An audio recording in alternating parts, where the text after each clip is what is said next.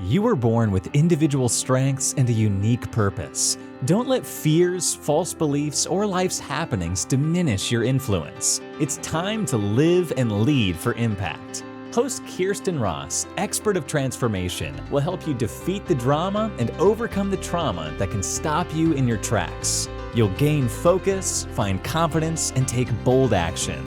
Unleash passionate, purposeful you. Let's go. Welcome to Live and Lead for Impact. I'm Kirsten Ross, your host, and this is episode 182. Today, I'm sharing 3 tricks to tune up your time management. And if you haven't met me yet, I'm an author, speaker, HR team performance pro for over 30 years, and CEO of Focus Forward Coaching for over 16. And I've been helping leaders just like you who want to make their bigger, bolder impact, build high-performing teams with simple, actionable leadership, communication, and selection strategies. So I'm so grateful that you're here. And this is a really important topic. We're in a world driven by instant gratification, and those we serve have higher expectations for quick turnaround. At the same time, many organizations are doing more with less. So how do we manage this? Well, I feel like I've been saying this for years now, but time management has never been more important. So let's look at 3 key areas where you can likely recapture time for yourself and your team. The 3 keys I'll share are some of the biggest time zappers, the ones that fly under the radar and often go unnoticed. So the first, digital distractions. It's super easy to feel like we're being productive when we're busy. Email, internet, cell phones, they're at the ready 24/7 now. And email and all these other digital things can poke holes in our entire day like Swiss cheese. And this goes for you and your team. So how about doing digital research? It's so easy to research now. We can dub any moment that we're net surfing as research. Back in the day, any of you who are old enough might recall when we actually had to go to the library to do some research. So, it was definitely time that we carved out. It was a true project. It's not something you could do on the fly. So you'd plan it into your day, take a trip there, and carve out a really good chunk of time to do our research. But what happens now is we can get caught in that rabbit hole of digital research at any given moment. And often, if we were honest with ourselves, we're actually using it as a distraction. Sometimes we're just avoiding the actual work we should be doing. So research of any kind can really be procrastination. I'm busy. I'm being productive. I'm researching. I love human nature. And so I do, I always say humans are funny. And I can't tell you the number of times that I've really had to look at a client and say, please stop, because at some point the research just needs to be done. So how often are you making your digital inputs your top priority? You might not even be aware. So do you leave notifications on and check emails or texts immediately, regardless of what you're in the middle of? There are times when this makes sense. But in general, it's likely you're giving a higher priority to something of low importance as you press pause on something that truly is. And it shifts your focus. You lose momentum and concentration. Maybe you lose your place as you move back to the work you had chosen to do with your time. So this is just really important stuff to keep top of mind as you're making decisions about how you will focus and what you will allow to be a distraction. Social media, of course, everyone talks about this. You tell yourself, I'm just going to do a quick check-in, see what's going on. And then you catch one interesting thing, whether it's TikTok, Instagram, Facebook, Twitter, and that one thing. And, social media platforms are designed to pull us in. So if we're not super intentional and put some time frames around and some intentionality, before you know it, they have us sucked in and moving from one thing to the next.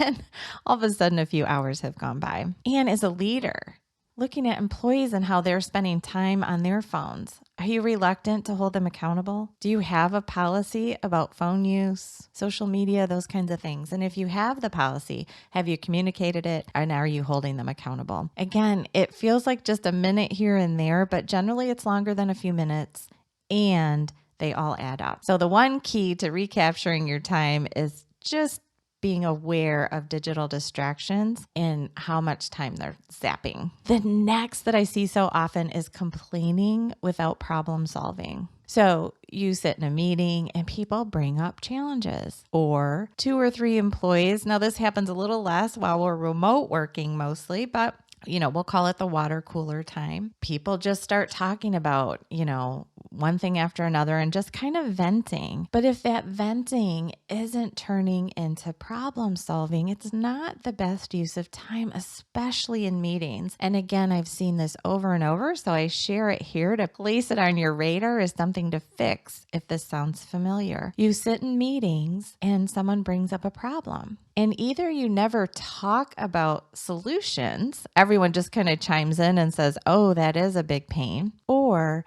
maybe you have a discussion without a decision, or a decision happens, but there's no assignment of accountability. Because if you decide on a solution, there's got to be action to move the solution forward. So productive problem solving requires a next action. So if anyone brings up a problem to the team, or you see a problem, the next step is creative problem solving. Then there's a decision about what's the best next step. And then the next is who is accountable and by when. Now you're making progress, and the time you spent identifying a challenge was well worth it. The third key is working without margin. The visual for this one I have is a closet that is just chock full of clothes of all types. And when you think about how difficult and extra time consuming it is to find what you want to wear when a closet is that full, some of you are visualizing your own closets right now, but it's so much harder and takes so much more time to find what you're looking for if you can't even move the things. And that can happen with our schedules too. Now picture the nice organized closet where there's space, you can see, there's room to move. And what can happen when we go for efficiency is we fill up every nook and cranny of our time. But the thing is, we do need to get our work done, but we also need some margin for the unanticipated hiccups. Without margin in the schedule, a small issue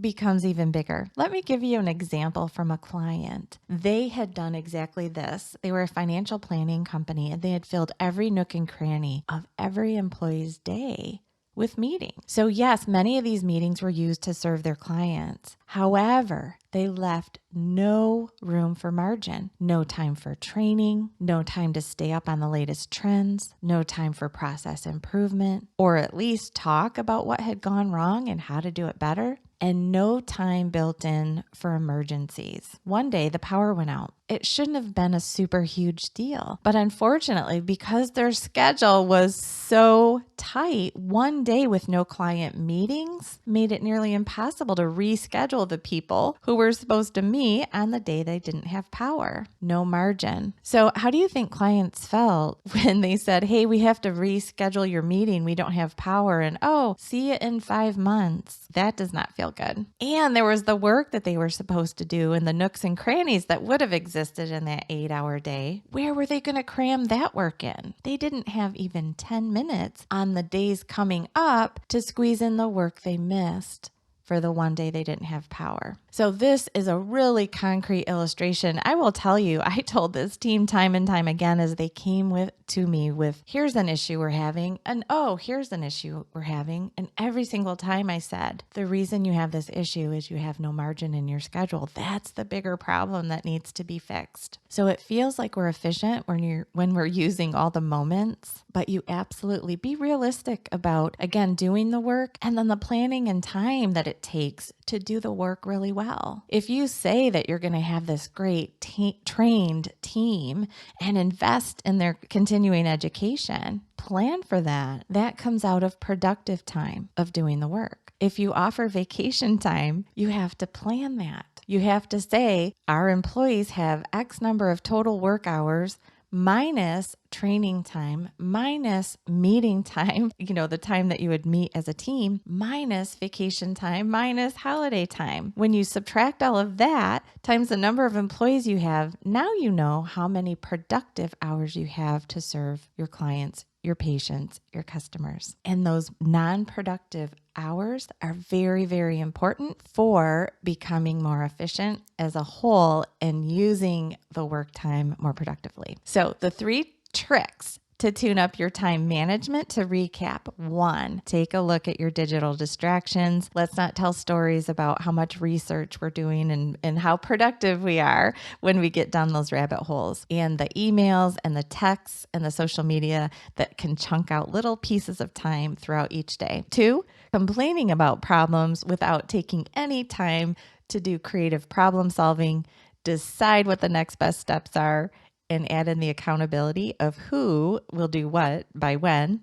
And then the 3rd is having a schedule with no margin. Make sure you've got margin. Be realistic about how much time it takes to do the work you need to do that is direct to client, customers, patients. And then what's the extra time that you need to bake in for the unanticipated and the stuff that isn't direct to client, but is required to help the team function well. I hope that helps. My goal is to help you make your bigger, bolder impact. And I have a free masterclass coming up. Please go grab your spot. It's the 7 keys to building your high-performing team with confidence. And you can find that by going to defeatthedrama.com/HPT class.